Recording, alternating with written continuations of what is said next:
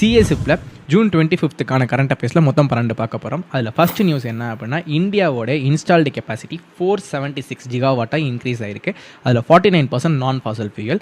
Second news, fully literate ஸ்டேட்டாக வந்து Tripura third ஸ்டேட்டாக வந்து டிக்ளேர் ஆகிருக்கு.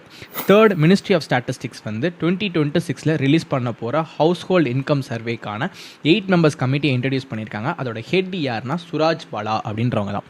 ஃபோர்த் நியூஸ் என்ன அப்படின்னா, அதானி கம்பெனிஸ் அவங்களுடைய first 5 megawatt green hydrogen pilot பிளான்ட்டை வந்து கமிஷன் பண்ணியிருக்காங்க. ஃபிஃப்த் நியூஸ், ஐசிஎம்ஆர் அவங்களுடைய ரேர் பிளட் டோனர் ரெஜிஸ்ட்ரியை லான்ச் பண்ணியிருக்காங்க.